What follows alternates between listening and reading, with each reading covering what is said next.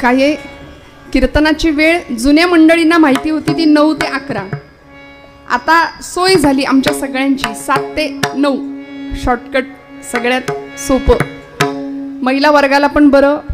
त्यात आता महाप्रसाद आहे आज, त्यामुळे सगळ्यांच्या दृष्टीने बरी अशी असलेली ही वेळ आज माझ्या भाग्याने कीर्तनाच्या सेवेला मला अत्यंत आनंद वाटतोय की अनेक क्षेत्रातली अनेक मान्यवर मंडळी इथे उपस्थित आहेतच. मी सगळ्यांच्या नावाचा उल्लेख नाही करू शकत, पण आज आदरणीय रहाणे काकांनी मला ज्यांची ओळख करून दिली असे आमचे देव काका इथे उपस्थित आहेत. देवसर आदरणीय, मनापासून त्यांना नमस्कार करते.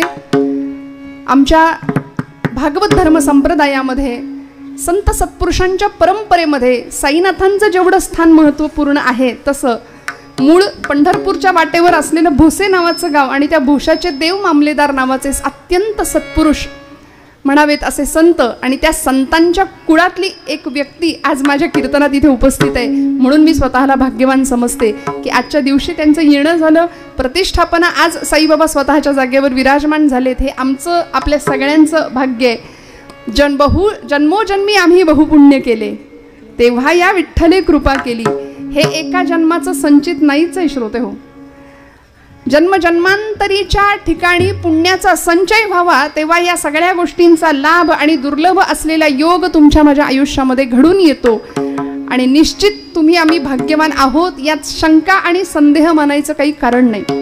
फक्त बऱ्याचदा काय होतं, कीर्तन म्हटलं की तिला निमंत्रण नाही द्यावं लागत, ती येते बया. कोण? हा, ती येते. आम्ही टाळी वाजवा म्हणतो, विठ्ठल विठ्ठल विठ्ठल, आणि ब्रह्मानंदी टाळी लागते लोकांची मस्त. तर तशी टाळी लागता कामा नये. जी टाळी वाळवंटात लागली सगळ्या संतांची, एकची टाळी झाली चंद्रभागी वाळवंटी, माझा ज्ञानराजा गोपाळांसी लाह्या वाटी, नामदेव कीर्तन करी प्रेमे पुढे नाचे पांडुरंग, असा भक्तीचा जागर गजर सोहळा जिथे घडला, अशा वाळवंटामध्ये जी टाळी झाली ब्रह्मानंदी टाळी, ती टाळी तुमची माझी लागावी. कारण कीर्तन भक्तीचं सारभूत तत्व जर काय असेल तर ब्रह्मीभूत काय होतसे कीर्तनी, भाग्य तरी ऋणी देवैसा. म्हणून असा ब्रह्म साक्षात्काराचा अनुभव आनंद अनेक संतांनी घेतला.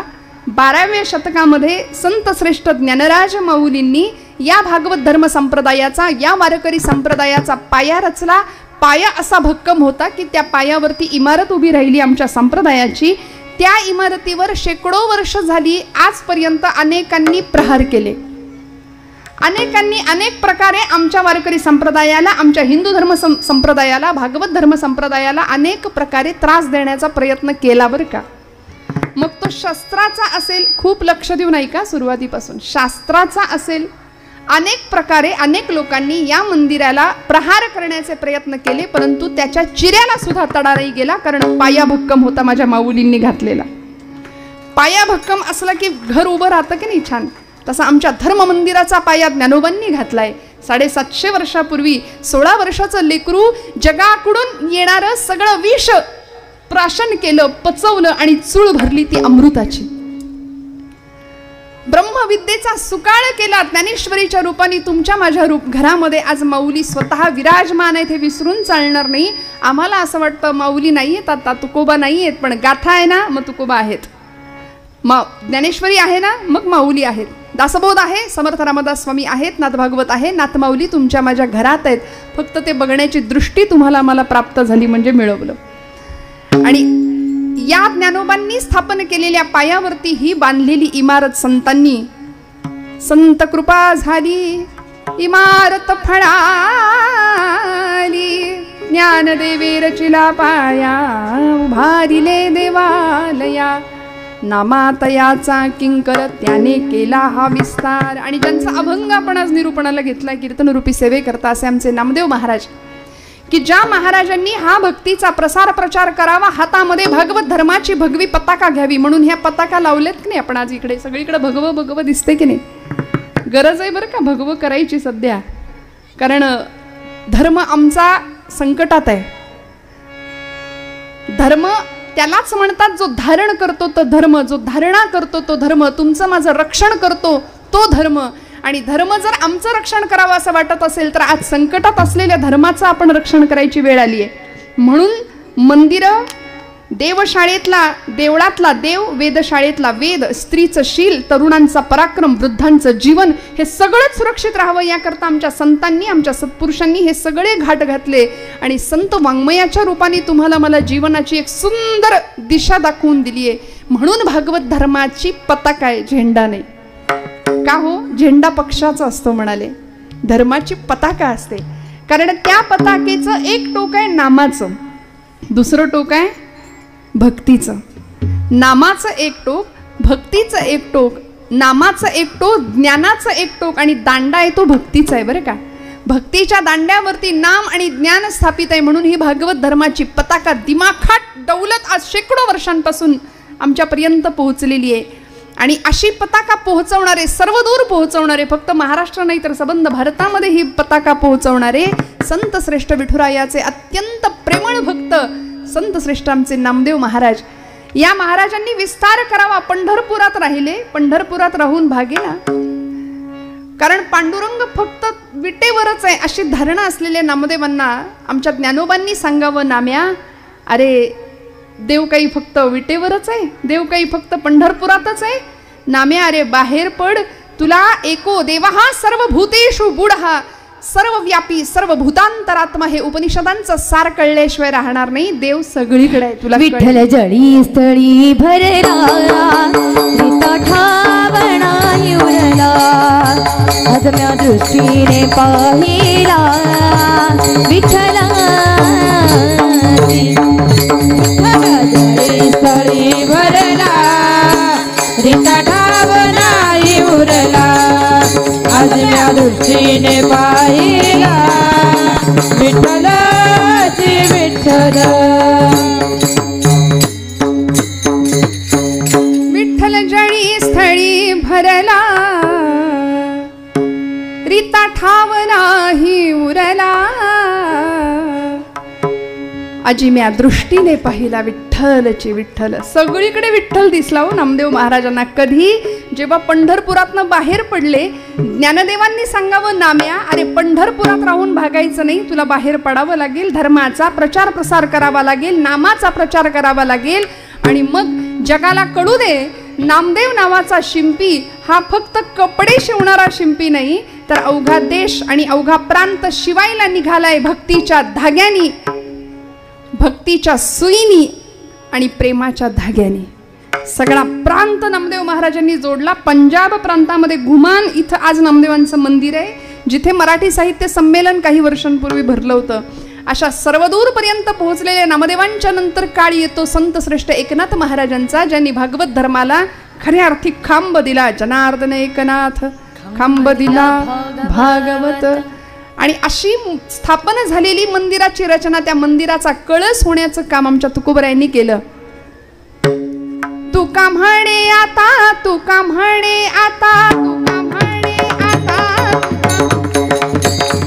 उरलो उपकारा पुरता. तुका म्हणे आता, तुका म्हणे आता, उरलो उपकारा पुरता, उरलो उपकारा पुरता.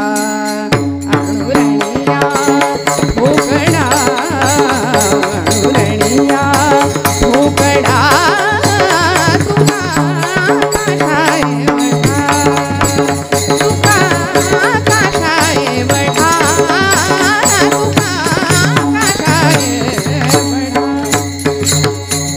अणुरणिया भोगडा, तुका आकाशाय वढा. भागवत धर्म संप्रदाय मंदिराला कळस चढवण्याचं भाग्य तुका झाला असे. कळस भजन करा सावकाश.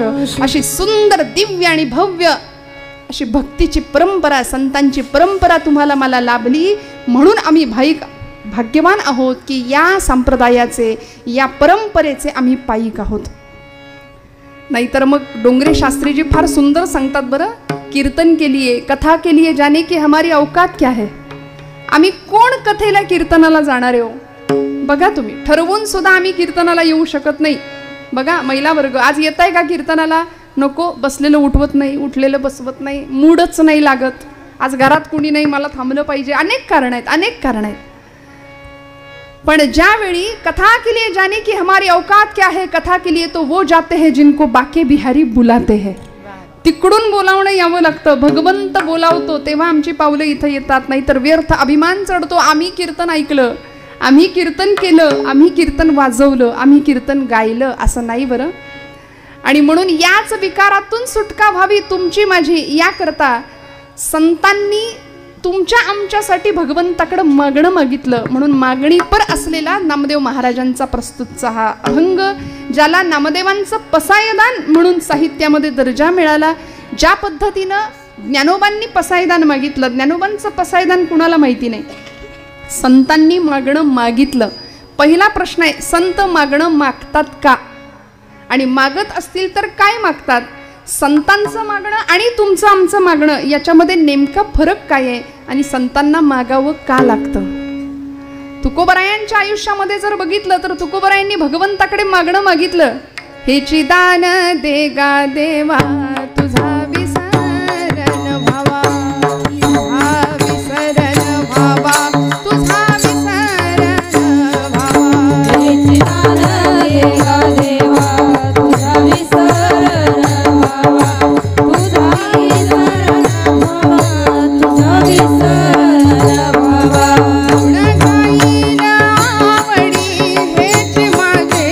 सर्व जोडी, माझी सर्व जोडी, गाईला आवडी हेची माझी सर्व जोडी, हेची माझी सर्व जोडी, हेची माझी सर्व जोडी. महाराजांचं मागणं, हेची दान दे गा देवा. 5 तास कीर्तन करावं तुकोबरायांनी, आणि पांडुरंगाने येऊन विचारावं, तुम्हाला मला देव कधी विचारेल का असं, बोल तुला काय हवंय, बोल मी तुझ्यावर प्रसन्न आहे. एकतर आम्ही अशी प्रार्थना करत नाही, त्यामुळं देव आमच्या समोर येत नाही, पहिली गोष्ट. आणि आला तो जर म्हणालाच माग, तर मागायचं काय हे आम्हाला कळत नाही. आम्ही नको त्या नश्वर गोष्टी मागतो. दानपेटीमध्ये 10 रुपयाची नोट टाकतो, म्हणतो यंदा पोरीचं जुळू दे, पोराला नोकरी लागू दे, प्रपंचामध्ये सुख मिळू दे, शेजाऱ्याचं वाटोळं होऊ दे, अशी आमची मागणी. अहो पण संतांचं मागणं वेगळं होतं. परोपकाराय सतां विभूतया, जगाच्या कल्याणा संतांच्या विभूती देह कष्टविती परोपकारे. या न्यायाने ज्यावेळी परमात्मा पांडुरंग उभा राहायचा भगवंत तुकोबरायांसमोर, आणि तुकोबराय सांगायचे देवा काय देशील. भगवंत म्हणायचे माग, तुला काय हवं ते माग. भानुदास महाराजांना सुद्धा पांडुरंगाने म्हणावं काहीतरी मागा, काहीतरी मागा. भानुदास महाराज म्हणले मला काही नको, तुलाच काही हवं असलं तर तूच मागून घे माझ्याकडून. याला म्हणायचं भक्त, याला म्हणायचं संत. नाथांचे वंशज पूर्वज असलेले भानुदास महाराज म्हणायचे देवा मला तू देशील असं मला काही नको आहे म्हणाले, तुलाच जर काही पाहिजे असेल तर तू मागून घे. हे धाडस संतांकडे होतं, हा अधिकार संतांकडे होता. आणि म्हणून भानुदास महाराजांना भगवंत म्हणतात मला तुझ्या कुळात जन्म घ्यायची परवानगी दे, म्हणून नाथांचा जन्म आहे. तुकोबारायांना भगवंतांनी विचारावं तुकोबा काहीतरी मागा. महाराज म्हणले नको देवा मला काही नको. ही अवस्था भक्तीची की काहीच मागत नाही, त्याला प्रेम म्हणतात. बरं आम्हाला जर मागा म्हटलं की आमची यादी तयार आहे. बघा तुम्ही प्रत्येकाच्या मनात सुरुवातच झालं असेल, देव आला समोर मी हे मागून घेईन पहिल्यांदा. फारच काही नाही तर आमच्या महिला वर्गाचा आवडीचा विषय, जे जे मागता येईल तेवढं भगवंताकडे सगळं मागू. आम्ही प्रपंचातलं सुख मागू, पोराबाळांचं सुख मागू, पैशांचं सुख मागू, भौतिक सत्ता संपत्ती, कारण आम्हाला लौकिक प्रसादच महत्वाचा वाटतो. अलौकिक प्रसादाचा अर्थ कळायला वेळ लागतो श्रोते हो. अलौकिकातला प्रसाद, अलौकिकातलं मागणं संतांनी मागितलं, आम्ही लौकिक प्रसादाला महत्व देतो. म्हणून आमच्याकडे म्हण आहे भजनाला 8 आणि भोजनाला 60. विठ्ठल विठ्ठल विठ्ठल विठ्ठल विठ्ठल. म्हणून एवढी एरवी 7 दिवसात सुद्धा न फिरकणारी माणसं महाप्रसादाला असतात की नाही, काल्याला असतात. आमच्याकडे म्हण आहे अलौकिकातला प्रसाद आम्हाला त्याचा अर्थ कळत नाही, तो अर्थ कळायला आयुष्य जावं लागतं, त्यासाठी संतांचे पाय धरावे लागतात. तेव्हा आम्हाला भगवंताचा अलौकिक प्रसाद काय असतो ते कळतं. आम्ही लौकिकातल्या प्रसादासाठीच तुझं माझं माझं तुझं करत बसलो आणि तो लौकिक प्रसाद प्राप्त करण्याकरता जीवाचं रान करायला तयार आहे आम्ही. पण लौकिकापेक्षा अलौकिक मागणं संतांनी मागितलं ज्यावेळी तुकोबरायांच्या समोर पांडुरंग म्हणतात तुकोबा मागा मागा मागा, त्यावेळी महाराज म्हणतात देवा काय देशील रे, माझ्या वडिलांची मिराशी गा देवा, तुझी चरण सेवा पांडुरंगा. उपवास पारणे राखिला दार बंटा, उपवास पारणे राखिला दार बंटा, उपवास पारणे राखिला दार बंटा, उपवास पारणे राखिला दार बंटा. केला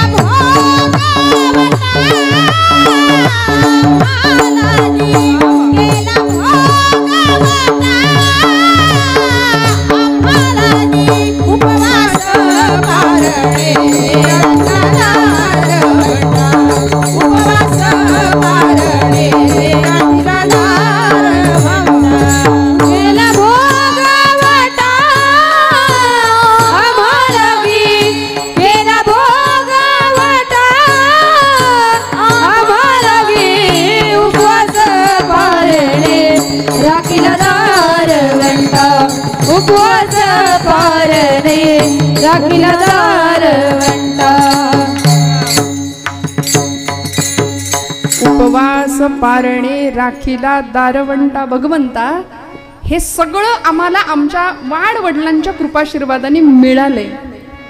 इको बंद करा दादा, कमी ठेवा मगापेक्षा. माझ्या वडिलांची मिराशी गा देवा, तुझी चरण सेवा पांडुरंगा. देवा काय देशील? अरे आमच्याकडे संपत्ती म्हणूनच आम्हाला हे मिळाले, तू काय देणार आता? तुकोबा म्हणतात आमच्या वडिलांची मिरास आहे. मिरास या शब्दाचा अर्थ कॉन्व्हेंटला जाणाऱ्या पोरांना कधीच कळणार नाही. फार तर तो कीर्तनात कळेल, फार तर तो मराठी माध्यमाच्या पोरांना कळतील. आता याच्यातून मी इंग्लिश मिडियमला घालू नका आणि मराठी मिडियमला घाला हे सांगायला आलेली नाही. काळाची गरज आहे, आमच्या पोरांना उत्तम इंग्लिश बोलता आलंच पाहिजे, पण आमच्या मायबोलीला विसरून चालणार नाही. तुकोबांची गाथा काढायची असेल, ज्ञानोबांची ज्ञानेश्वरी काढायची असेल या जन्मात, तर मराठीला सोडून चालणार नाही. महाराज म्हणाले माझ्या वडिलांची मिरास. मिरास या शब्दाचा अर्थ ॲसेट असा आहे बरं का. आता असं बोललं मराठीत की लवकर कळेल. आणि ॲसेट या शब्दाचा अर्थ आहे संपत्ती, वारसा हक्काने जे मिळतं की नाही ते. तुकोबा म्हणतात आम्हाला वारसा हक्काने काय मिळाले? तुझी चरण सेवा पांडुरंगा.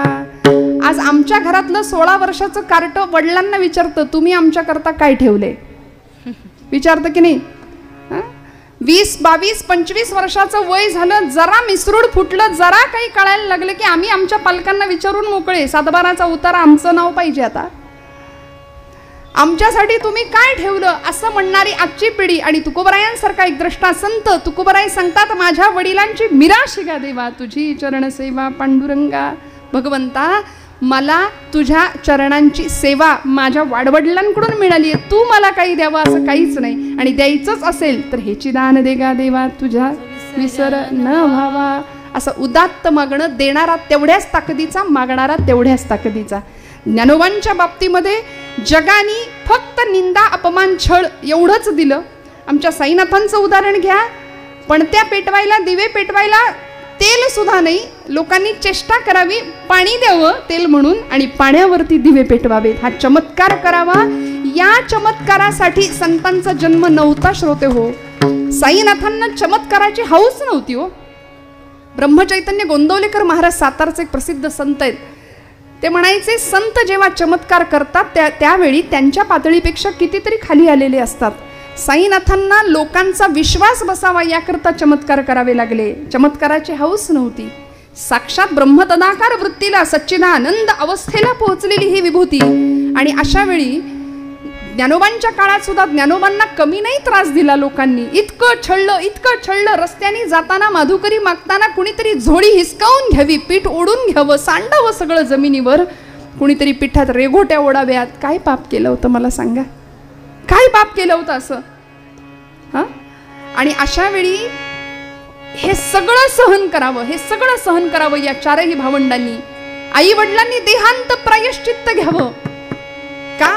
मुलांना संन्याशाची पोरं म्हणून हिणवू नाही समाजाने. ब्रह्मचित्काला मुक्ताई निवृत्तीनाथांना सांगते दादा आई कुठे गेली रे? निवृत्तीनाथ सांगतात मुक्ता आई आपली देवाघरी गेली. मुक्ताई सांगते आई तर रोजच जाते देवाघरी. अश्वत्थ वृक्षाला प्रदक्षिणा घालते, सिद्धेश्वराला जाते, आत्ता येईल आई म्हणाले. नाही मुक्ते, आई कायमची निघून गेलीये, देहांत प्रायश्चित्त घेतलं आई वडिलांनी असं सांगितलं. आणि मुक्ताईनी परकर पोलक घातलेली 4 वर्षाची पोर निवृत्ती दादांच्या मांडीवर बसते आणि सांगते, निवृत्ती दादा आई गेली, मग आता तुम्हाला आई कुठली हो, तुम्हाला आई कुठली. ढसढसा बांध फुटला निवृत्तीनाथांचा.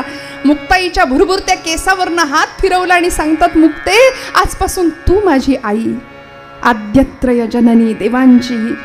काय दिलं हो समाजाने या सगळ्या लोकांना. पण तरी सुद्धा जे खळांची व्यंकटी सांडो तया सत्कर्मी रती वाढो, भूता परस्परे पडो मैत्र जीवांचे. जे खळांची व्यंकटी, दुष्टांचा दुष्टपणा संपू दे, तया सत्कर्मी रती वाढो. असं इतकं देखणं मागणं जगाच्या पाठीवर कुणीच नाही मागितलं, आमच्या संतांनी मागितलंय. जगाने फक्त त्रास दिला. आम्हाला जर आमच्या शेजाऱ्यांनी त्रास दिला तर आम्ही त्याचं सुख चिंतू का हो? खरं सांगा, खरं सांगा अंतःकरणापासून. नाही ना. म्हणून संतांचं हृदय वेगळं, तुमचं माझं हृदय वेगळं. आम्ही आपल्या माणसाचं सुद्धा अहित कसं होईल याच्या प्रयत्नात असतो रात्रंदिवस.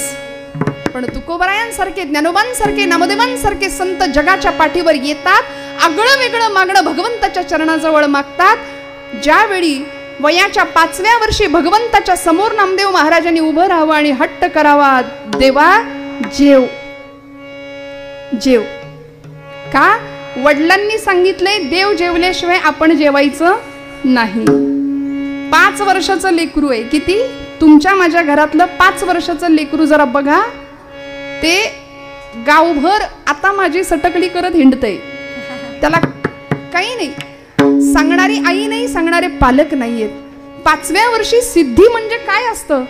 वयाच्या 5व्या वर्षी नामदेव महाराज पांडुरंगासमोर उभे राहतात. गुणाई मातेनी सुंदर पंचपक्वांनांनी भरलेलं नैवेद्याचं ताट दिले. ताट घेऊन नामदेव महाराज आले, देवासमोर उभे राहिले, मंडल केलं, ताट ठेवलं, पाणी फिरवलं आणि म्हणले करा सुरुवात.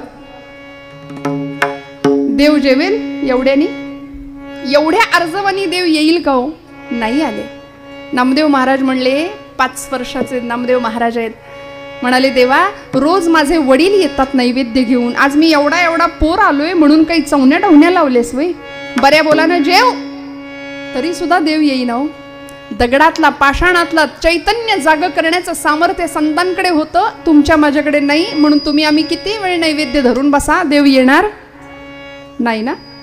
नाही येणार. हे आम्हाला ठाम माहिती आहे. आम्ही नाही म्हणून खुशाल मोकळे, देव येणारच नाही आमच्याकरता. संतांकरता आला, तुमच्या माझ्याकरता का नाही येणार? हा विश्वास आमचा कमी आहे हो. देवावरचा विश्वासच तुमचा माझा कमी आहे. म्हणून आम्ही आमच्यापैकी अशी काही करंटी माणसं आहेत की जी देवाला मानायलाच तयार नाही. खरंच साईबाबा होते का? आणि मग ते कुठल्या धर्माचे होते?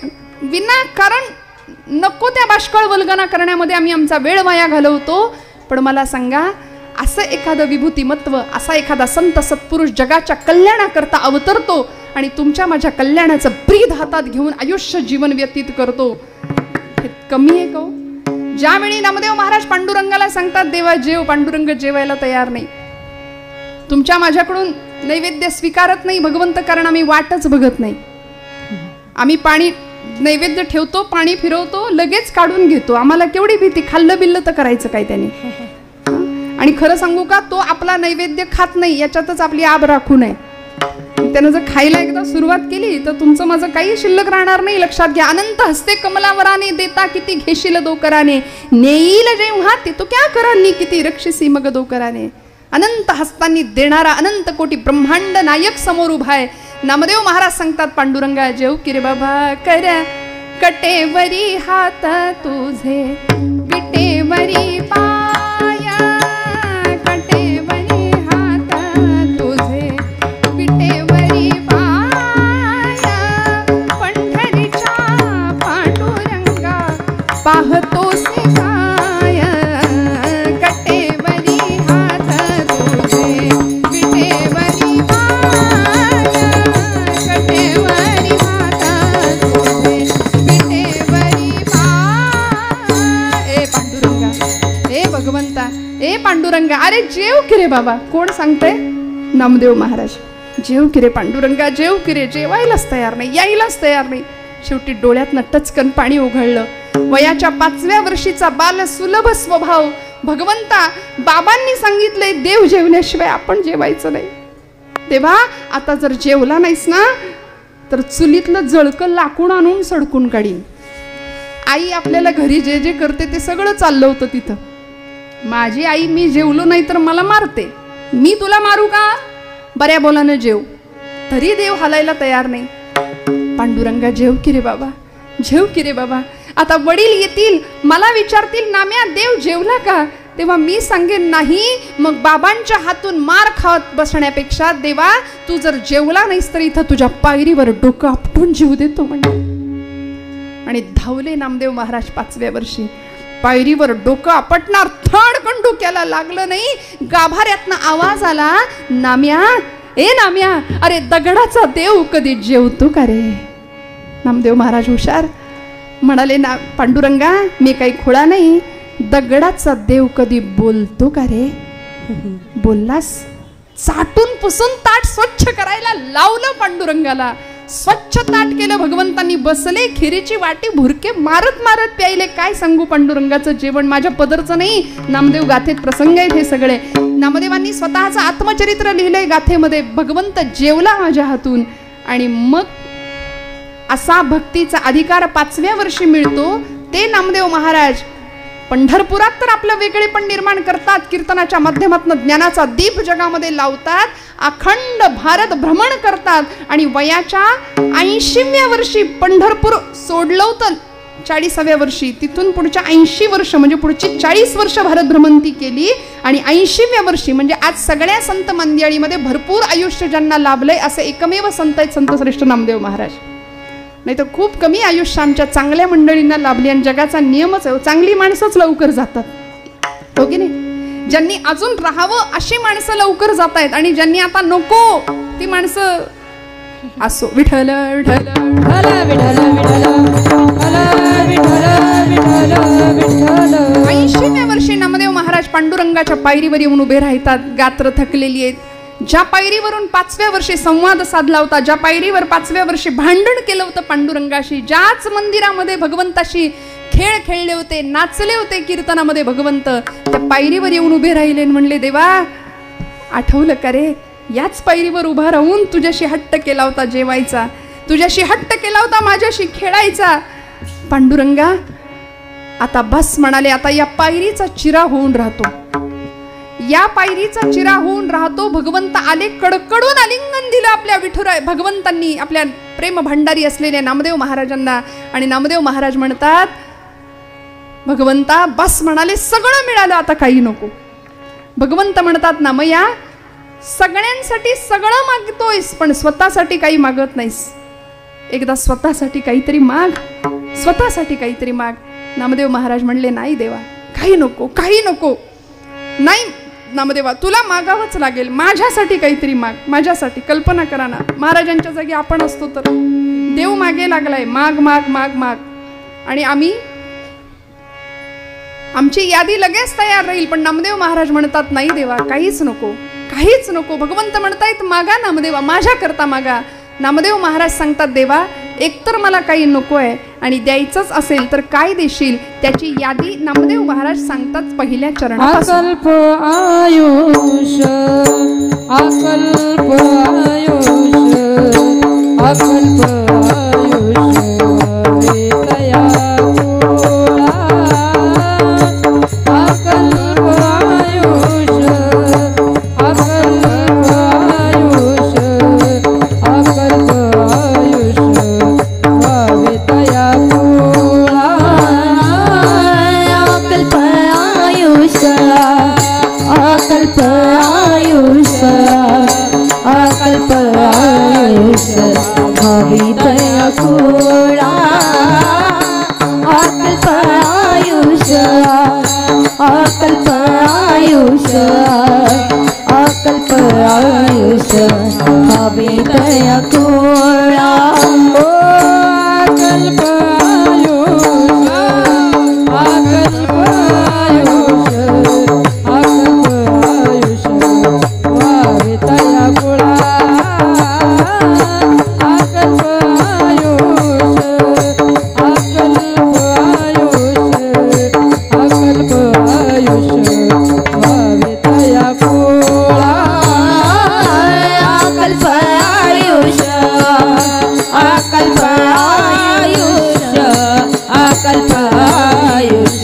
भावे तया कुळा अकल्प आयुष्य अकल्प आयुष्य अकल्प आयुष्य भावे तया कुळा माझिया सकळा हरीचा दासा माझिया सकळा हरीचा दासा कल्पनेची बाधा कल्पनेची बाधा कल्पनेची बाधा कल्पने काळे कल्पनेची बाधा कल्पनेची बाधा कल्पनेची बाधा कल्पने काळे माझी सगळा हरीचा दासा माझी सगळा हरीचा दासा कल्पनेची बाधा कल्पनेची बाधा कल्पनेची बाधा कोणे काळे कल्पनेची बाधा कल्पनेची बाधा कल्पनेची बाधा कोणे नामदेव महाराज म्हणले देवा द्यायचं असेल तर एक दे अकल्प आयुष्य भावे तया कुळा माझी या सकळा हरीच्या दासा कल्पनेची बाधा न हो कोणे काळी ही संत मंडळी सुखी असो. किती देखणं मागणं नामदेव महाराजांनी मागितलं बघा. आज मला इतका आनंद होतोय आपल्या सगळ्यांसमोर सेवा करताना. मंडपामध्ये या धर्म मंडपामध्ये उपस्थित असलेली लहान लहान लेकरं इतकी दिसतायत राहणे काका. मला इतकं छान वाटतंय. एकदा त्या लेकरांसाठी टाळ्या वाजवा बरं जोरदार. त्यांची चुळबुळ चालली आहे त्यांच्या पद्धतीने, पण हे खरं आमच्या देशाचं भवितव्य आहे. ही धर्माची खऱ्या अर्थी उत्थान करणारी अशी पिढी आहे की जिथे संतांना आनंद व्हावा, ज्या भूमीला आनंद व्हावा, की इथली लेकरं कथा कीर्तनं ऐकणारी असावीत. आणि तीच लेकरं एका बाजूला व्यसन आणि फॅशनच्या आहारी जाऊन जर धर्मसंस्कृती बुडवायला निघाली असतील तर त्यांना योग्य मार्गावर आणणारी ही पुढची पिढी निर्माण होतीये हे आम्हाला विसरून चालणार नाही. मला आनंद वाटतोय इथल्या या मंडळाच्या किंवा या सगळ्या कार्यक्रमाच्या खटाटोपामध्ये प्रत्येकाने आपलं कार्य, ज्यांनी ज्यांनी आपलं कार्य दिलं आहे, अशी सगळी तरुण मंडळी इथं दिसत आहेत. महाप्रसादाची तयारी इतकं छान सगळं चालू आहे. मग मला सांगा, आपण सर्व मंडळी असे उदास चेहऱ्याने बसलाय असं काही नाही ना? नाही ना? देवानी एवढं छान सृष्टीत आम्हाला जन्माला घातलंय आणि आम्ही जर असे मुडदूस चेहऱ्याने बसलो, इथे कुणाच्या घेण्यात नाही, कुणाच्या देण्यात नाही, तर त्याला आवडेल का हो? मला सांगा, सडलेलं कुजलेलं नाचलेलं फूल आम्ही देवाला कधी घालतो का? नाही ना? मग हा देह ज्यावेळी टवटवीत आहे, हा देह ज्यावेळी उत्तम कार्यरत आहे, तोच देह भगवंताच्या चरणाजवळ न्यायचा आहे. नाहीतर उठलेलं बसवत नाही, बसलेलं उठवत नाही, इकडं बोललेलं कळत नाही, ऐकलेलं ऐकायला येत नाही, अशी अवस्था येते. त्यावेळी जर भगवंतांकडे आम्ही गेलो, परमेश्वराकडे, तर त्याचा काही उपयोग नाही. नामदेव महाराजांनी भगवंताकडे असं दिव्य मागणं मागितलंय, अकल्प आयुष्य भावे तया कुळा माझी या सकळा हरीची या दासा. स्वतःसाठी काही नाही मागितलं बरं. ज्ञानोबांनी स्वतःसाठी काही नाही मागितलं. तुकोबा म्हणाले, हेची भावी माझी आस, हेची भावी माझी आस, हेची भावी माझी आस, हेची भावी माझी आस, हेची भावी माझी आस. जन्मोजन्मी तुझा दास, जन्मोजन्मी तुझा दास, पंढरीचा वार करी, पंढरी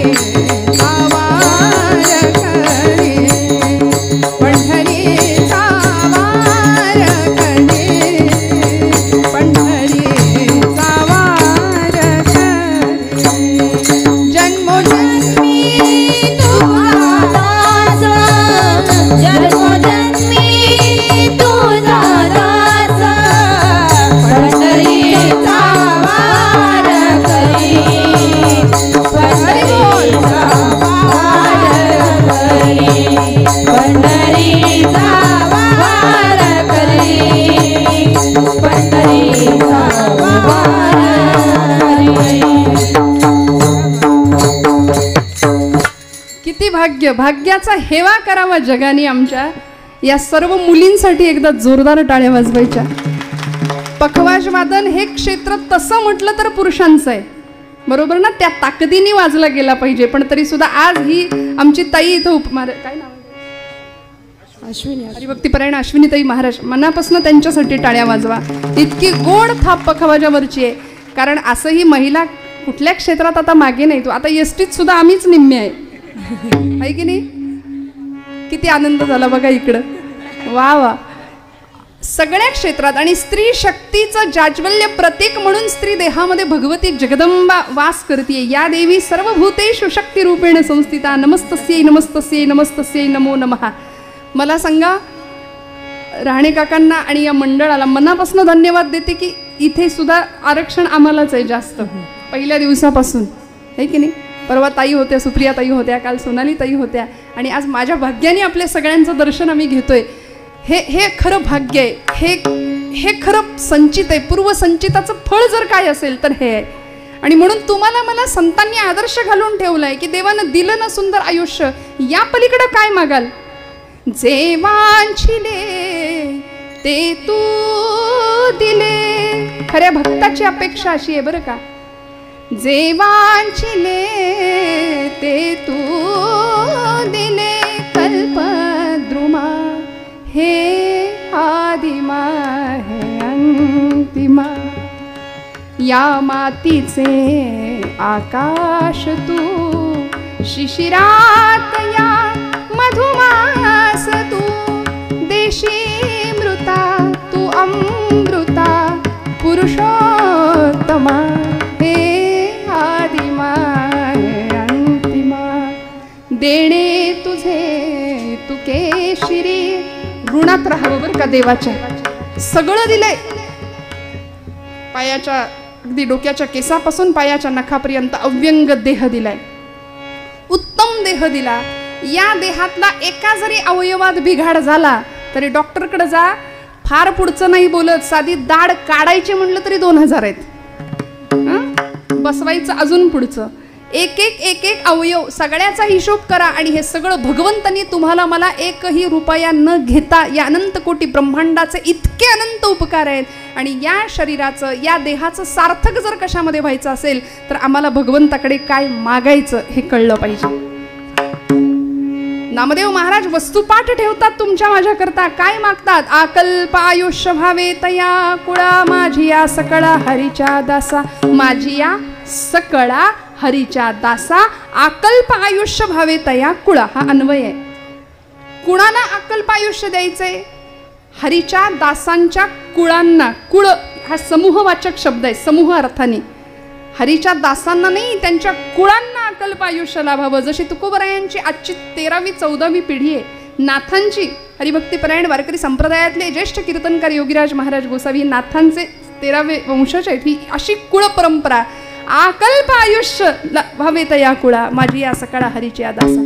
किती आयुष्य मागितलं. कल्पापर्यंतच. आकल्प. आपण कल्प, आपल्याला वर्ष माहितीये, महिने माहिती आहेत, युग माहिती आहेत. पण कल्प ही काय भानगड आहे. कल्प हा काय विषय. दाते पंचांग कधीतरी घरी जाऊन उघडून बघा. त्याच्यामध्ये अगदी पहिल्या 2 पानांनंतर, किंवा आपण नेटवर सर्च करा. आता सध्या सगळं सोपं झालंय की नाही. गुगल हातामध्ये आहे. गुगल गुरु म्हणतात लोक त्याला. परवा गुरुपौर्णिमेला गुरुची पूजाच नाही केली, म्हणले आम्ही गुगल गुरुच मानतो. आता बुद्धिमत्तेची दृष्ट काढावी मीठ मोहरेंनी यांच्या. गुरु नकोच म्हणले, आम्हाला गुगल गुरुच आहे. त्याच्यावर काही सर्च करा, सगळं मिळतं म्हणाले. सगळं मिळतं. पण काय सर्च करायचं हे सांगायला सुद्धा गुरु लागतो बरं का जीवनामध्ये. काय शोधायचं त्याच्यावरती. त्यावेळी हे सगळं आम्हाला सहज उपलब्ध आहे. कल्पापर्यंतचं काय गणित आहे. आता मला माझ्या प्रश्नांची थोडी थोडी उत्तर द्या. नामदेव महाराजांनी आयुष्य मागितलं. कुणाकडे. कुणाकडे. जागे आहेत ना आपण सगळे. नामदेव महाराजांनी आयुष्य मागितलं पांडुरंगाकडे. कुणासाठी मागितलं. हरीच्या दासांसाठी, हरिभक्तांसाठी. कशासाठी मागितलं. कुळापर्यंत, कुळाला, हरीच्या दासांच्या कुळांना आकल्प आयुष्य मिळू दे म्हणाले नामदेव महाराज. आता कल्पाचं गणित जर मांडायचं झालं तर वास्तविक सरासरी कलियुगातलं आयुर्मान काय आहे हो. आम्ही किती वर्ष जगतो. 100 वर्षाचं गणित आहे.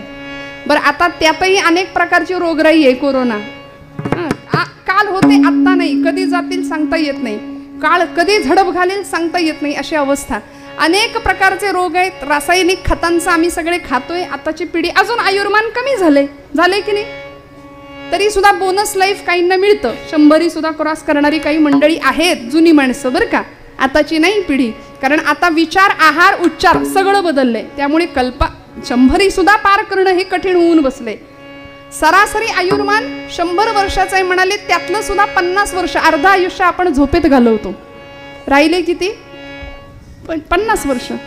त्या 50 वर्षामध्ये काय काय करायचं आणि काय काय नाही करायचं, व्यसन कधी करायचं, झोप कधी घ्यायची, बायका पोरं, लग्न, नोकरी, मुलं बाळ, हे सगळं कधी करायचं, हे सगळं अवघड होऊन बसलं की नाही?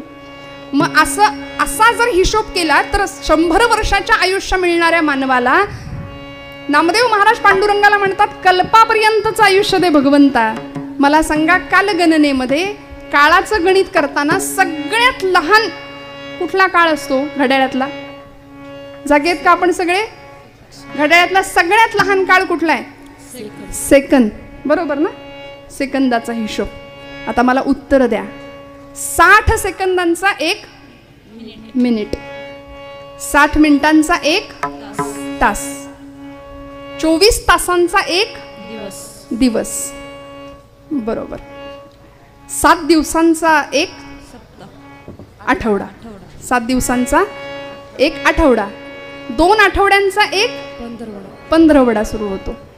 2 आठवड्यांचा 1 पंधरवडा, 2 पंधरवड्यांचा 1 महिना, 2 महिन्यांचा 1 संपलं.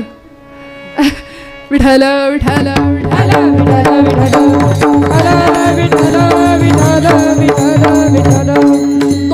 2 महिन्यांचा 1 ऋतू असतो. बरोबर? 2 महिन्यांचा 1 ऋतू. ऋतू किती आहेत? ऋतू आपल्याकडे किती आहेत श्रोते हो? आपण सगळे जागे आहात? किती? कोण म्हणतंय 3? सावधपणे उत्तर द्या. कोण म्हणतंय 6? 3 जे कोण म्हणतंय ना, ते उन्हाळा, हिवाळा, पावसाळा बहुतेक, नाही का? ते मोसम आहेत, ते ऋतू नाही. 6 ऋतू आहेत आपल्याकडे. आता या सगळ्या मुलांना विचारा, त्यांना शाळेत असतं पाठांतराला, आणि नसेल तरी आपण सांगूया आता त्यांना 6 ऋतू कुठले बाबा. या 6 ऋतूंचा पैकी 3 ऋतूंचं 1 आयन असतं. 6 ऋतूंचं 1 आयन, असं वर्षाला 6 महिने, पूर्ण 1 वर्ष झालं. 2 आयन, दक्षिणायन आणि उत्तरायण, असं 1 वर्ष झालं. 1 वर्ष. अशी 4,32,000 वर्ष ज्यावेळी होतात तेव्हा 1 कलियुगाचं आयुष्य पूर्ण होतं, असं सांगितलंय. कलियुग केवढं मोठं? 4,32,000 वर्ष होतात त्यावेळी. 8,96,000 वर्ष होतात, 8,64,000 वर्ष होतात त्यावेळी द्वापार युग आहे. बरोबर ना? आमच्या चोपदारांचं पाठ आहे सगळं गणित बरं का, मागे हळूच प्राउंटिंग आहे माझ्यासाठी. विठ्ठल विठ्ठल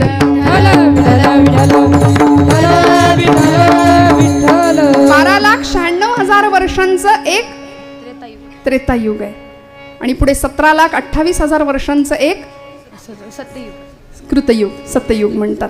आणि या सगळ्या युगांची, या सगळ्या वर्षांची बेरीज करू आपण, त्यावेळी 1 महायुग होतं. आणि अशी 1000 महायुग होतात तेव्हा 1 कल्प होतं. कॅल्सीवर आता करा गणित.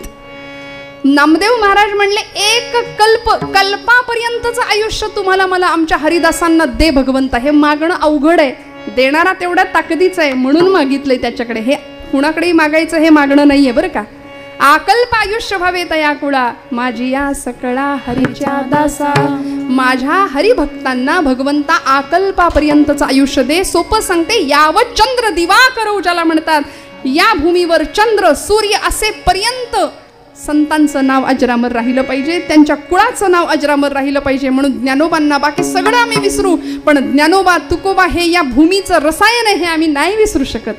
पण दुर्दैवानी हे सगळं बाजूला ठेवलंय आणि आम्ही नको त्या पाश्चिमात्यकरणाच्या आहारी जातोय, नको त्यांचं अनुकरण करतोय. आमची पोरं, आमच्या मुली वेशभूषेपासून केशभूषेपर्यंत सगळं शिकवायची वेळ आली. बाई ग, केस नीट बांधून ठेवत जा, कपाळाला डोक्याला एक कुंकू लावत जा. मुलांना सांगावं लागतं, गणपतीची पूजा करतोस, देवीचं नवरात्र आलंय, नवरात्र देवी समोर उभा राहतो, उघड्या डोक्याने जाऊ नको, डोक्याला टोपी घाल.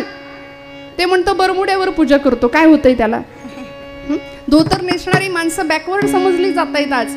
का हो? हे धर्म शिक्षण आम्ही देत नाही म्हणून केरला स्टोरी तुमच्या माझ्या आजूबाजूला घडल्याशिवाय राहत नाही. तुमच्या माझ्या तरण्या ताठ्या पोरी संध्याकाळी 7 नंतर घरामध्ये नाही आल्या तर मला सांगा, आई वडिलांच्या हृदयाचा ठोका चुकतो की नाही? आज आजूबाजूला ही परिस्थिती आहे. धर्मद्वेष्टे धर्मांध माणसं आमच्या धर्मावर विशिष्ट पद्धतीने घाला घालतायत. लव जिहादचा प्रश्न प्रचंड गंभीर स्वरूपात आव असून उभा आहे आणि आम्ही आमच्याच सुखामध्ये इतके रममाण आहे, आम्हाला कुणाशी काही कशाशी घेणं देणं नाही. ज्यावेळी हे संकट आमच्या उंबऱ्यावर येऊन ठकेल तेव्हा मात्र मग आमच्या तळपायाखालची जमीन सरकल्याशिवाय राहणार नाही. मला सांगा, हा देश संतांचा आहे, ही भूमी वीरांची आहे, महापुरुषांची आहे. नामदेवांसारखा एक आगळा वेगळा विरळा संत इथे अकल्प आयुष्य मागतो पांडुरंगाकडे, हरिता कुळांना, हरिभक्तांच्या कुळांना.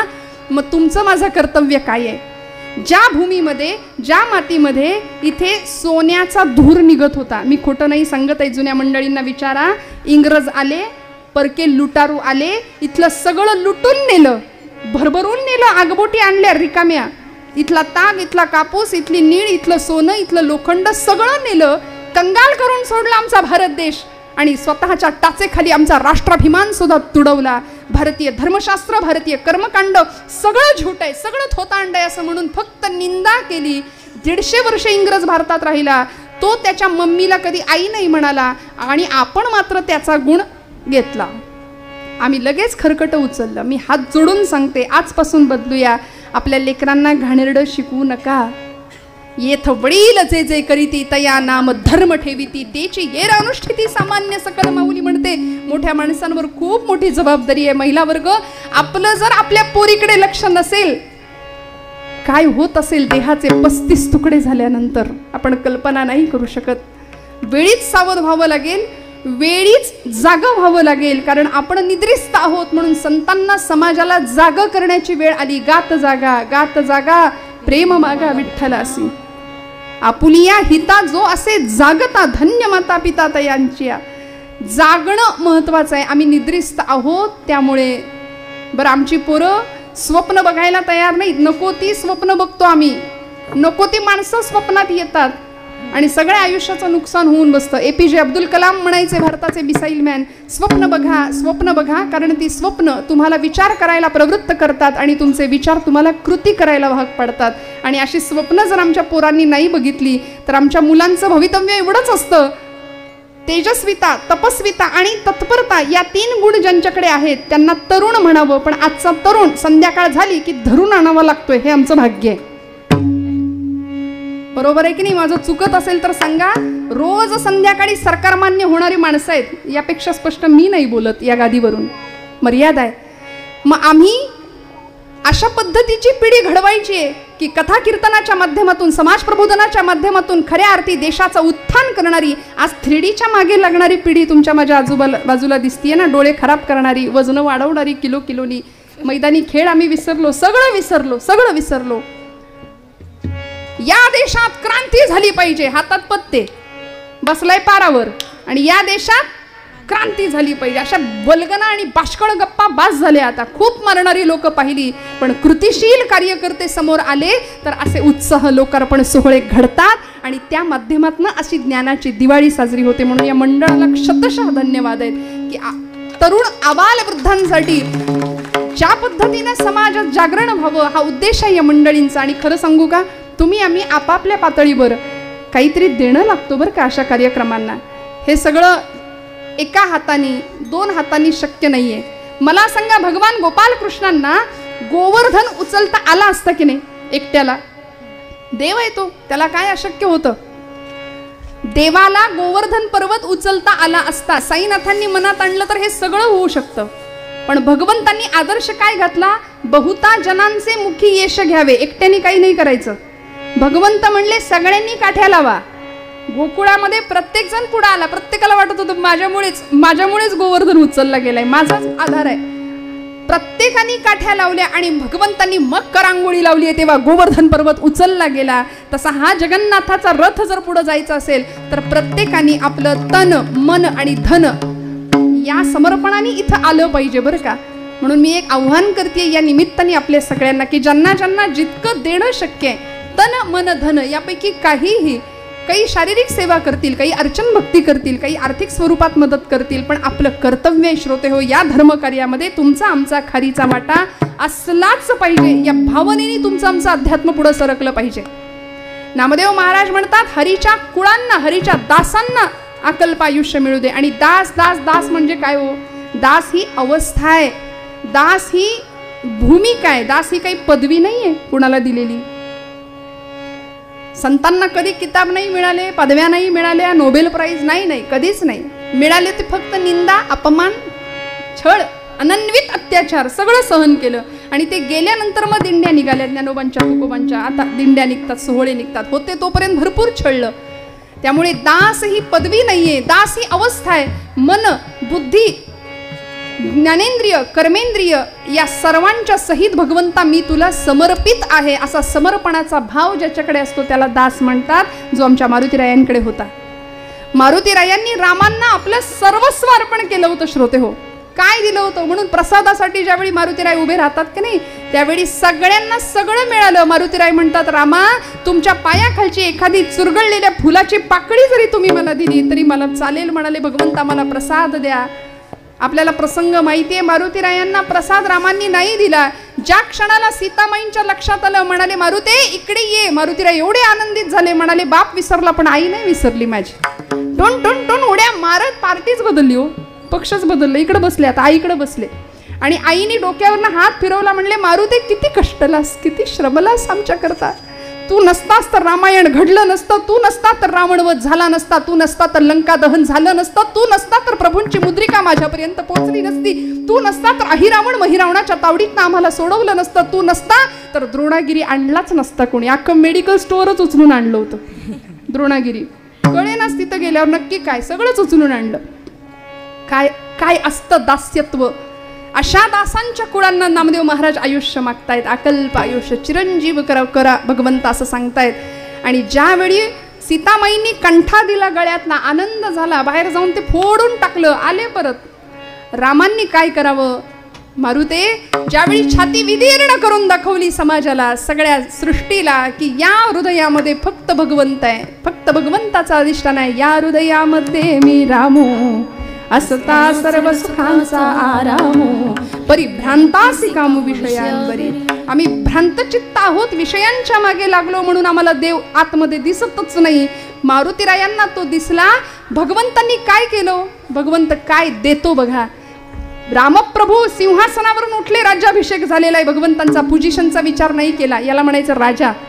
खुर्ची सोडली हो, उठले आणि धावत गेले मारुतीरायांना. म्हणाले मारुते तुला द्यायला माझ्याकडे दुसरं काहीच नाही. म्हणले काय देऊ तुला मी? तुला द्यायला माझ्या या हृदया व्यतिरिक्त मी तुला मारुते काही देऊ शकत नाही. मारुते मी तुला मलाच देऊन टाकतो म्हणाले आणि कडकडून मिठी मारली. मी स्वतःला तुला देतो. देव या पातळीवर येऊन भक्तासाठी करायला, तुका म्हणे त्याचा देव सर्व भर चालवी कामार होऊन या गडी व्हायला तयार आहे. कडकडून मिठी मारावी. आणि मारुतीरायांना सांगतात सांग तू कोण आहे?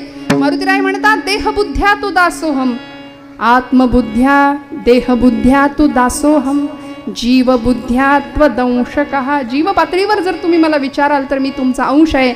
आणि आत्मबुद्ध्या त्वमेव अहम इति मे निश्चिता मतिः.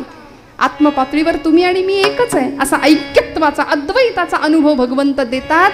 नामदेव महाराज सांगतात देवा अशा भक्तांना आयुष्य तर देच, पण अजून सांगतो बरं का. भगवंत म्हणले बास एवढंच का? आता माग म्हणालास ना, आता ऐक माझं मागणं पुढचं काय. अभंगाचं दुसरं चरण. कल्पनेची बाधा न हो कवने काळे, कल्पनेची बाधा न हो कवने काळे, कल्पनेची बाधा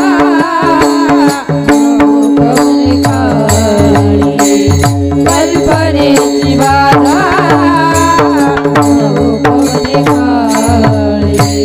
कल्पनेची बाधा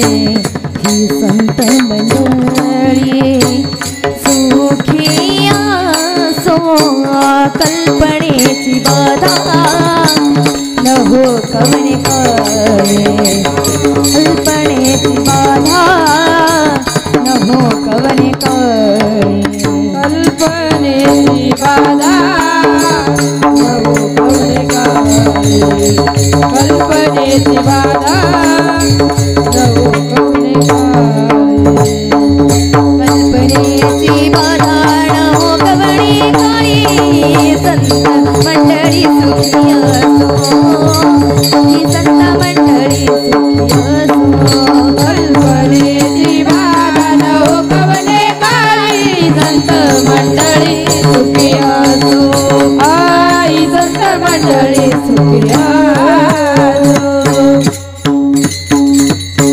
कल्पनेची बाधा न हो कोवणे काळी ही संत मंडळी सुखी असो. नामदेव महाराज म्हणले माझ्या भक्तांना, भगवंता तुझ्या हरिदासांना कल्पनेची बाधा नाही झाली पाहिजे. कारण माणूस स्वभाव गुणधर्मानुसार कल्पना विश्वात फार रमतो. म्हणाले मी असं करीन तसं करीन याऊ करीन त्याऊ करीन. हे नुसतं बोलाची कडी आणि बोलाचा आपल्याकडे म्हण आहे बघा. आमची ऐन तारुण्यातली पोरं मी असं 25शीत असं करीन तसं करीन याऊ करीन, त्या वास्तविक काहीच नाही.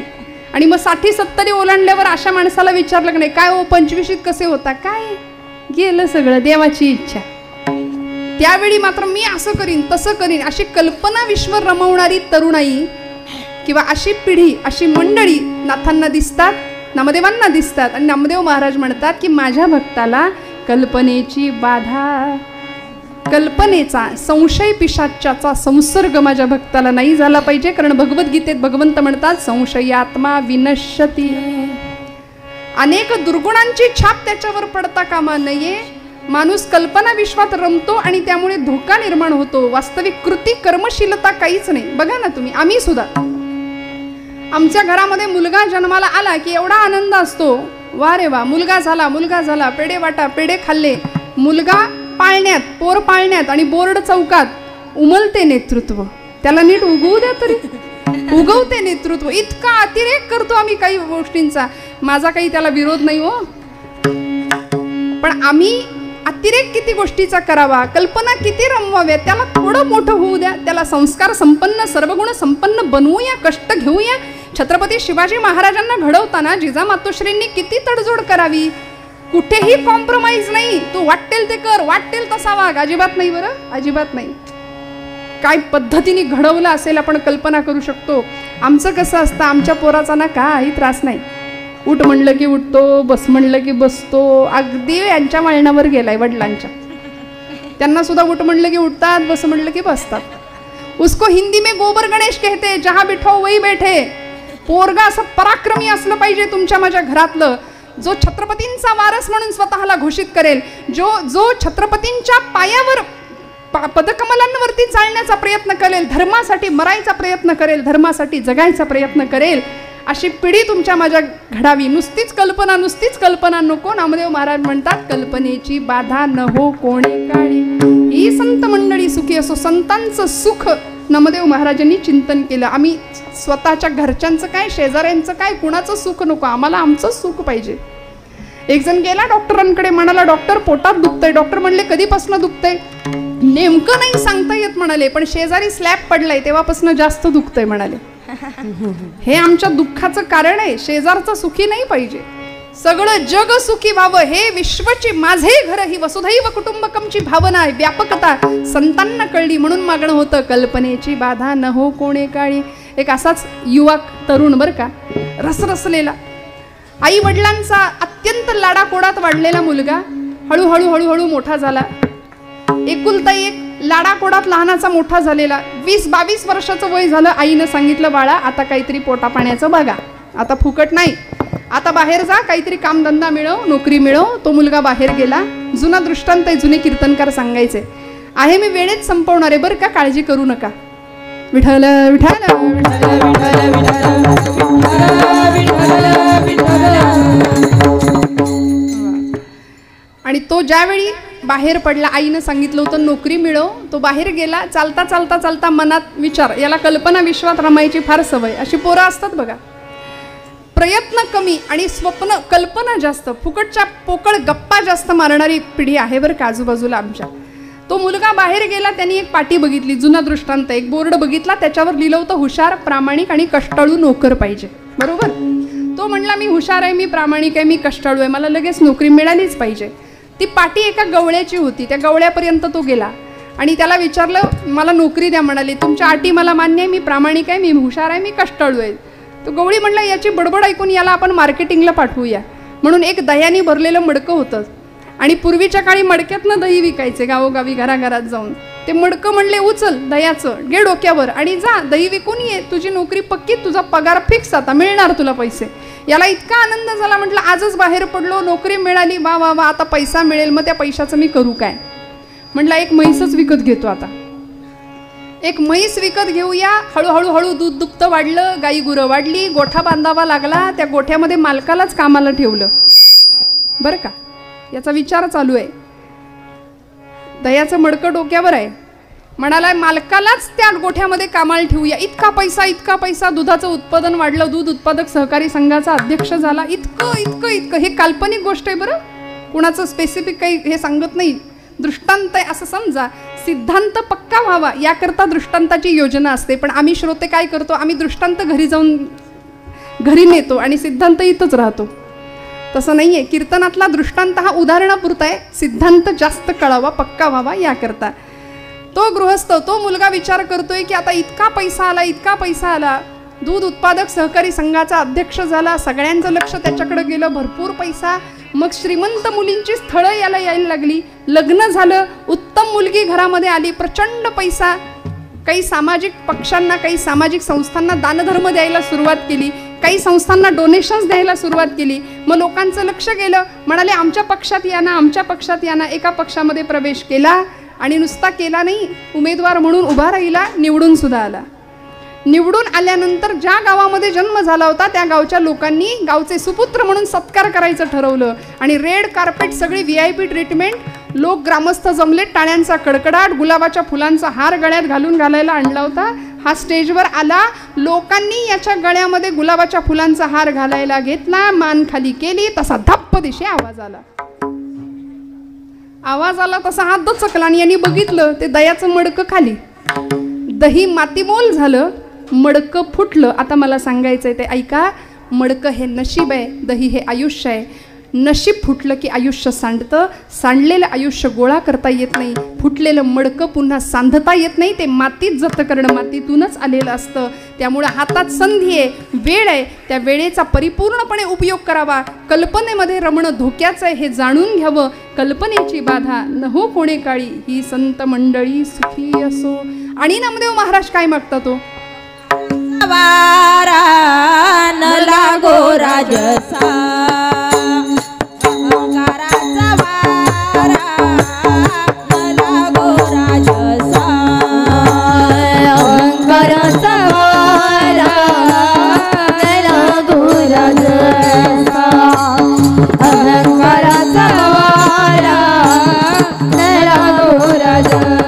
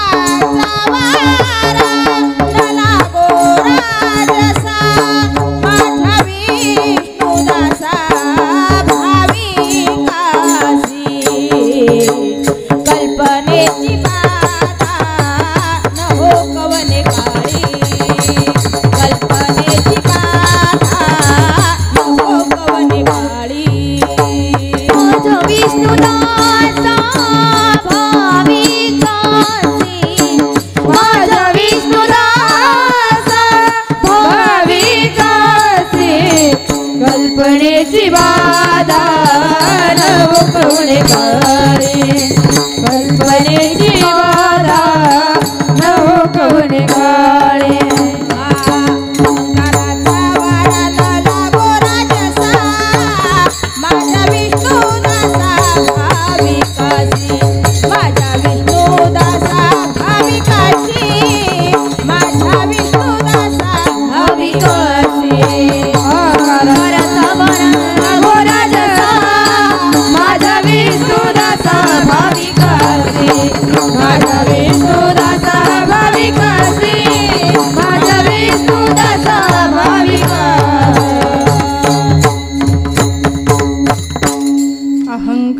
गुणाचा वारा न लागो राजसा माझ्या विष्णुदासा भाविकासी.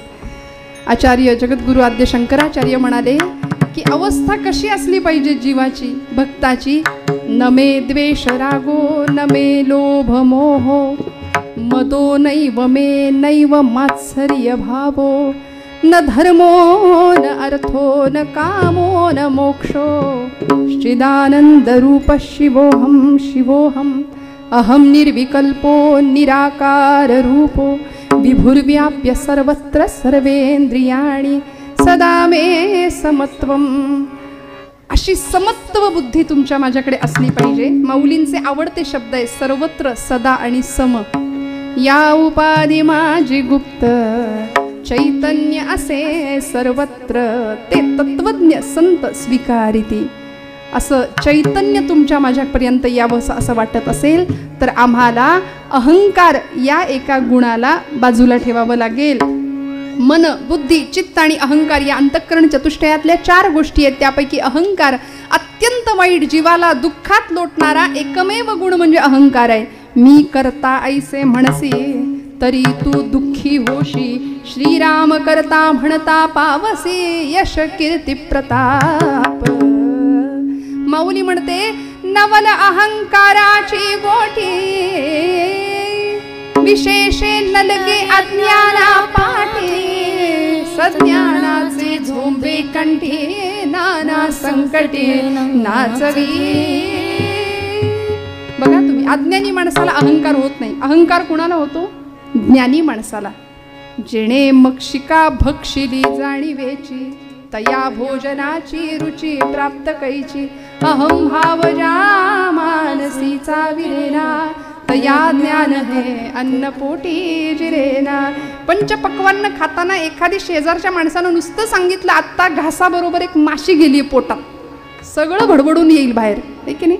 तसं ज्ञानी माणसाला अहंकार झाला की त्या ज्ञानाचा काही उपयोग नाही, काही नाही, सगळं बाष्कळ व्यर्थ आहे. त्या पद्धतीने हा अहंकार ज्ञानी माणसाला होण्याची जास्त शक्यता आहे. नामदेव महाराज म्हणतात हा मी माणसाचं फार नुकसान करतो. त्रैलोकी धनवंत मी, आम्ही किती मी करतो. विद्याब्धी मी वीर मी नाता मी दाता मी नरनाथ मी विबुध मी सर्वज्ञ मी शूर मी भोक्ता मीच सुजान मी सुजन मी स्वानंद मी श्रेष्ठ मी. अरे हो हो हो किती मी पण मी हे चिकळे परंतु न कळे कोठील मी कोण मी कोण, मी कुठून आलो, मला कुठं जायचंय हे कळायला अहंकार सोडावा लागेल. भगवत पूज्य जगद्गुरु शंकराचार्य म्हणतात कोहम कथमिदम जातम को वै कर्तास्य विद्यती. कोहम मी कोण आहे, कधी विचार केला का? मी इथे जन्माला का आलो या मीचा शोध घ्यायचा असेल वेदांताच्या भाषेमध्ये त्याला कूटस्थ चैतन्य म्हणतात. जो आतमध्ये असला आहे ना तो मी, त्याला प्राणशक्ती म्हणतात, त्याला चैतन्य शक्ती म्हणतात. तो भगवंत आहे, तो आहे म्हणून सगळं चाललंय. तो जर निघून गेला तर माणसं म्हणतात उचला आता, आणि घरासमोर गर्दी होते. तो आहे आतमध्ये, त्याला ओळखणं म्हणजे मीचा बोध घेणं. नाहीतर आम्ही देहाला मी मी मी मी इतकं करतो की हा मी आम्हाला दुःखात लोटल्याशिवाय राहत नाही, भ्रम निर्माण केल्याशिवाय राहत नाही. कशाला व्यर्थ गोष्टींचा अहंकार करायचा, कशाला नको त्या गोष्टींची चिंता करायची. चिंतायचंच असेल तर भगवंताचं नाम, त्याचे पद, त्याच्या पायाचं चिंतन करूया, अहंकार बाजूला ठेवूया. नाथबाबा म्हणतात, नामदेव महाराज म्हणतात अहंकाराचा वारा न लागो राजसा माझ्या विष्णुदासा भाविकासी. हा अहंकार बाजूला ठेवू, समर्पण बुद्धीने भगवंताला शरण जाऊ आणि साईनाथांना प्रार्थना करू. आधी विठोबा, आधी पोटोबा, मग विठोबा. शरीरम आद्यम खलू धर्म साधनम. शरीर हे धर्माचं साधन आहे, मग त्याला वेळेवर नको का मिळायला? काही आमचा महिला वर्ग म्हणत असेल आता ही कधी संपवायची कीर्तन, आधीच घड्याळ पुढं पुढं पुढं पुढं पळत आहे. पण खरं सांगू का, आहे हो ते तर करायचंच आहे. पण इतक्या उत्साहाने आणि आनंदाने हा सुरू असलेला आयोजित केलेला हा महोत्सव मी म्हणेन सगळी सृष्टी उत्साही आहे. त्या उत्साही सृष्टीमध्ये भगवंतांनी तुम्हाला मला जन्म दिलाय. साईनाथांची अनन्वित असा कृपेचा आशीर्वाद तुमच्या माझ्यावर आहे. साईबाबांचे परमशिष्य असलेले दासगणू महाराज, त्या दासगणू महाराजांनी साईनाथांना खूप सुंदर प्रार्थना केली, प्रसाद मागितलाय. रहम नजर करना साई रहम नजर करना, बच्चों का पालन करना, रहम नजर करना, साई रहम नजर, बारीक बसा, बच्चों का पालन करना, मैं अंधा हूँ बंदा तेरा, मैं अंधा हूँ बंदा तेरा, मुझको प्रभु दिखलाना, मुझको प्रभु दिखलाना, साई रहम नजर करना, बच्चों का पालन करना, बच्चों का पालन करना। दास गणु कहे अब क्या बोलूं, दास गणु कहे अब क्या बोलूं, थक गई मेरे रसना, बच्चों का पालन करना, रहम नजर करना, साई रहम नजर करना। साईनाथांचं चरित्र आपण वाचत असाल, साईनाथांच्या चरित्राची पोथी वाचत असाल, मला असं वाटतं साईबाबांकडे दासगणूंनी मागितलेलं मागणं आहे, रहम नजर करना, बच्चों का पालन करना, मैं अंधा हूँ बंदा तेरा. कारण खरंच आहे बरं का, डोळे असून आम्ही आंधळे आहोत अशी परिस्थिती आहे की नाही. जगाकडे डोळसपणे बघायला संतांनी शिकवलं. वास्तववादाचा रोकडा स्पर्श संतांच्या आयुष्याला होता, तो तुम्हाला मला मिळावा. डोळस दृष्टीने समाजाकडे बघावं आणि परमार्थाचा अर्थ कळायचा असेल, आम्हाला अर्थाचा परमार्थ लवकर कळतो, पण परमार्थाचा अर्थ कळायचा असेल तर खऱ्या अर्थी समर्पण भावनेनी, समर्पण बुद्धीनी इथं येणं अपेक्षित आहे, इथे आपला वाटा देणं अपेक्षित आहे. जशी ती खार छोटी होती पण समुद्र सेतुबंधनाच्या कामामध्ये तिने आपला वाटा उचलला, तिने ते काम पूर्णत्वाला नेलं. प्रभूंची पूर्ण कृपा झाली. तुमच्या माझ्यावर भगवंतांची कृपा व्हावी असं वाटत असेल तर या समाजामध्ये आमच्या संतांनी, सत्पुरुषांनी, महंतांनी देव देश धर्माचं काम हातामध्ये घेतलं.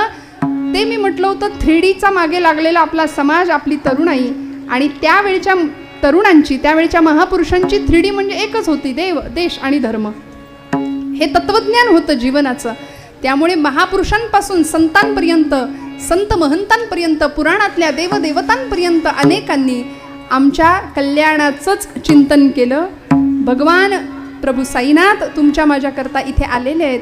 त्यांची पूर्ण कृपा व्हायची असेल तर आम्हालाही त्यांच्याकडे मागणंच मागावं लागेल. अहंकाराचा वारा न लागो राजसा, माझी या विष्णुदासा भाविकासी. आणि जगाचं कल्याण चिंतणाऱ्या अनेक सत्पुरुषांची कृपा तुम्हाला मला लाभावी या एका उद्देशाने नामदेव महाराज सुद्धा सांगतात, भगवंता आता काय देशील रे, ज्याच्या ज्याच्या मुखामध्ये भगवंताचं नाम आहे त्या प्रत्येकाचं कल्याण कर भगवंता. अभंगाचं कल्पनेची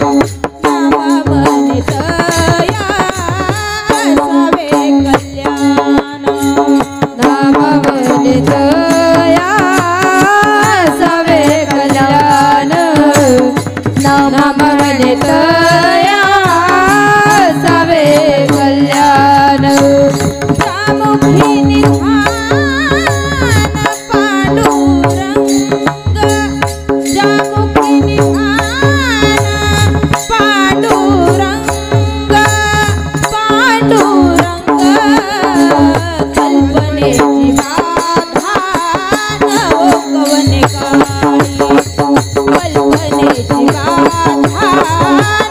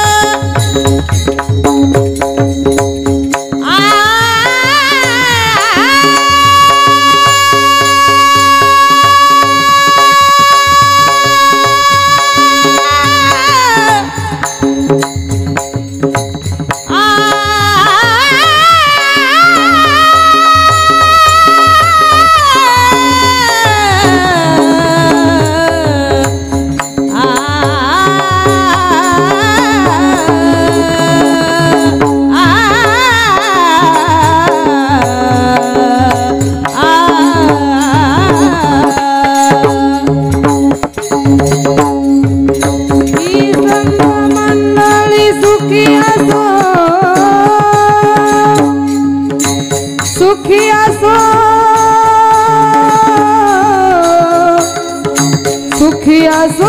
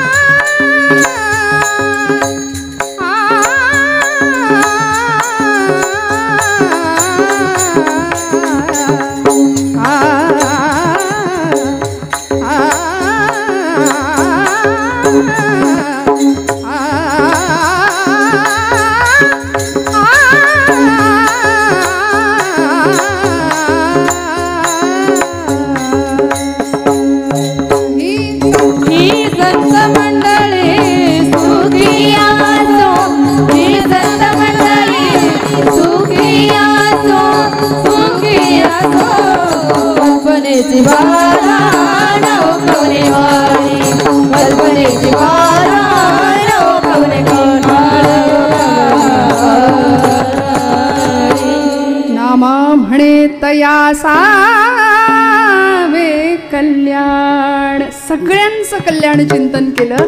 ज्या मुखी निधान पांडुरंगा, कल्पनेची बाधा न हो कोणे काळी. ही संत मंडळी सुखी असो. असं आगळं वेगळं दिव्य मागणं नामदेव महाराज पांडुरंगाच्या चरणी मागतात. तुम्हाला मला ही सद्बुद्धी व्हावी, इतकी श्रीमंती, इतकं अफाट सामर्थ्य हिंदू धर्म संस्कृतीमध्ये आहे.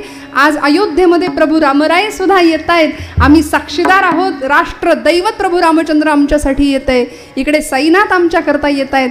आम्ही साक्षीदार आहोत या सोहळ्यांचे. आम्ही भाग्यवान आहोत. ते भाग्य आमचं आम्ही आजमावावं, ते भाग्य उपभोगूया आणि हा असा आनंदाचा सोहळा साजरा करूया. सगळ्यांचं कल्याण चिंतन करूया.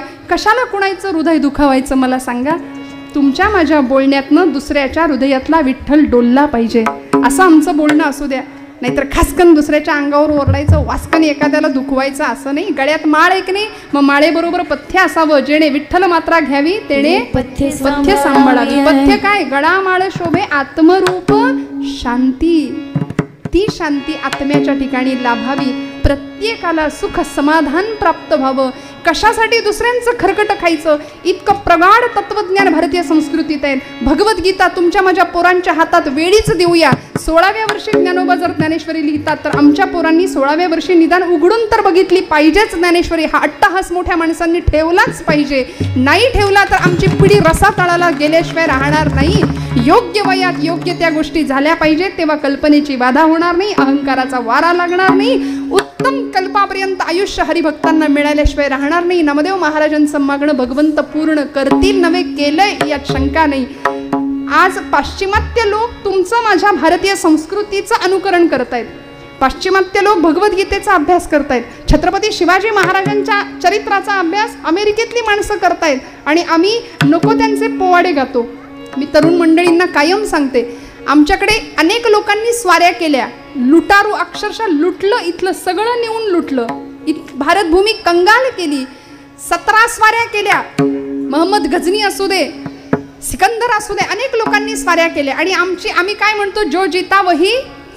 वाटलंच मला आता दृष्ट काढा घरी गेल्यावर आपलीच आपण. मी एवढं सगळं सांगितलं, त्याच्यावर बोळा फिरला असं म्हटलं तरी चुकणार नाही. काय म्हणतो आपण, जो जिता वही. आता का बोलाल? मी हात जोडून सांगते, लुटेरे, फुटके लुटेरे कुणीतरी येतात. आमच्या संस्कृतीतलं ज्ञान पळवून नेण्याचा प्रयत्न करतात.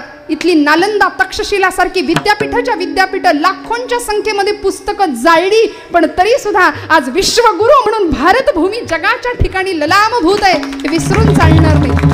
सगळ्या जगामध्ये भारत हा गुरुस्थानी आहे. प्रत्येकाला आत्मिक शांतता हवी असेल तर भारतीय अध्यात्मशास्त्राकडे यावंच लागेल. सगळा भंपकपणा, सगळा भपकेबाजपणा दूर ठेवावा लागेल आणि आमच्या भारतीय संस्कृतीतलं मूळ विसरून चालणार नाही. सगळी मंडळी इकडे धावायला लागली आणि आम्ही नको त्यांचं अनुकरण करतो. आजपासून म्हणी बदलूया. माझ्या तरुणांना मी सांगेन, जो जीता वही सिकंदर नाही, आजपासून बदला. जो जीता वही छत्रपती शिवाजी महाराज, जो जीता वही महाराणा प्रताप, जो जीता वही पृथ्वीराज चौहान, जो जीता वही राजा पृथ्वीराज चौहान, राजा विक्रमादित्य. का हो, भरपूर यादी होईल मोठी. आपल्याला ऑप्शन दिलेत, काही म्हणा, पण सिकंदर नाही म्हणायचं आजपासून. राजांनी एवढं केलं, आमचा इथला धर्म शाबूत आहे. आज तुमच्या माझ्या स्त्रियांचं शील सुरक्षित आहे. कुंकू कपाळावरचं सुरक्षित राहावं याकरते आयुष्याचा यज्ञ केला या मंडळींनी. आणि आम्ही अनेक महापुरुषांच्या जयंत्या साजऱ्या करतो. डीजे शिवाय आमची जयंती होत नाही. छत्रपती शिवप्रभू आमच्या दंडात किती आहेत, यापेक्षा दंडावर, जनकींवर, इकडं टॅटू सगळीकडे असतात, पण रोम रोमात, रक्तात, हाडा मासात किती हे विभूतिमत्व आहे, याचा विचार प्रत्येक तरुणांनी करावा. चारित्र्य उज्ज्वल बनावं. आणि हा देश सर्वार्थाने महान आहेच आहे, पण या देशाचं, या भूमीचं आम्ही काहीतरी देणं लागतो. त्या उद्देशाने प्रत्येकाने आपल्या पातळीवर काहीतरी जगाचा तो भार आपुल्या शिरावर ऐसे थोडे तर वाटो द्या हो.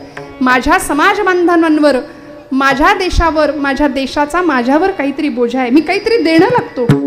तिकडे सीमेवर जवान लढतो, शेतात शेतकरी मरतो, घाम गाळतो, कष्ट करतो. मग जेवायला बसताना आणि जमिनीवर अंग टाकताना, झोपताना या देशाचा जवान आणि या देशातला किसान विसरून चालायचं नाही. प्रत्येक वेळी कृतज्ञता ठेवायची या दोघांच्या बद्दल.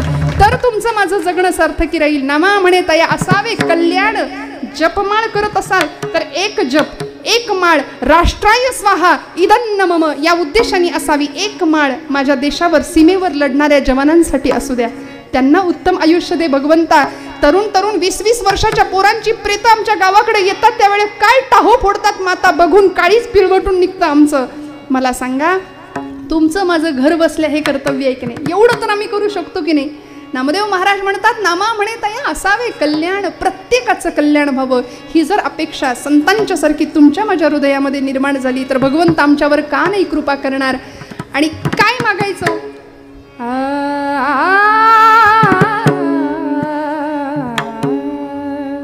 गोव्यातले कवी आहेत बाबा बोरकर. जसं नामदेवांचं पसायदान, जसं ज्ञानोबांचं पसायदान, ते पसायदानच म्हणून, नाट्यगीत म्हणून ज्याला दर्जा मिळाला, असं एक बाबा बोरकरांचं फार सुंदर साहित्य आहे. सर्वात्मका सर्वेश्वरा, सर्वात्मका सर्वेश्वरा, गंगाधरा शिवा शंकरा, गंगाधरा शिवा सुंदरा, जे जे जगी जगते तया, माझे म्हणा करुणा करा, सर्वात्मका सरती ती ना धी ना धी, सर्वात्मका सर्वेश्वरा, सर्वेश्वरा. झालेली सेवा भगवंत चरणावर अर्पण करते. बोलत असताना काही वेडवाकडं गेलं असेल तर मोठ्या अंतःकरणाने क्षमा करा. आज जागराचा दिवस आहे, महाप्रसाद आहे, त्यामुळे घड्याळ आधीच पुढे गेलं होतं, माझ्याकडून अजून पुढे पडत गेलं. ते काय करू, ते घड्याळ थांबतच नाही. मी तर काही थांबवू शकले नाही, घड्याळ बरंच पुढं गेलंय. आपल्या सगळ्यांना इतका वेळ मी बसवून ठेवलं, पण आपण सुद्धा शांतपणे अत्यंत सुंदर पद्धतीने मला साथ दिली. मनापासून प्रत्येकाच्या हृदयस्थ परमात्म्याला नमस्कार करते. आमचे परम आदरणीय रहाणे काका, मनापासून त्यांना नमस्कार करते की त्यांचे प्रयत्न, त्यांना साथ देणारी सर्व मंडळी, सगळ्यांच्या ऋणात राहण्याचा प्रयत्न करते. आदरणीय मंडलिक महाराजांना नमस्कार. सर्व गायक, वादक, साथीदार, विणेकरी, भालदार, चौकदार, सर्व टाळकरी, आमची ही मंडळी, मुलं, सगळ्यांना मनापासून नमस्कार करते. आणि परब्रह्म स्वरूपातले आपण सर्व श्रोते, कीर्तनामध्ये नादब्रह्म, स्वरब्रह्म आणि शब्दब्रह्म यांचा त्रिवेणी संगम होतो तेव्हा परब्रह्म साकार होतं असं म्हणतात. त्यामुळे आपण परब्रह्म स्वरूपात असलेले श्रोते, तुम्ही महेशाची या मूर्ती, मी दुबळा अर्चितसे भक्ती, या न्यायाने आपण परब्रह्म स्वरूप असलेले श्रोतृवर्ग मनापासून सगळ्यांच्या हृदयस्थ पांडुरंगाला प्रार्थना करते, विनंती करते, नमस्कार करते, कृतज्ञता व्यक्त करते आणि सेवेला विराम देते.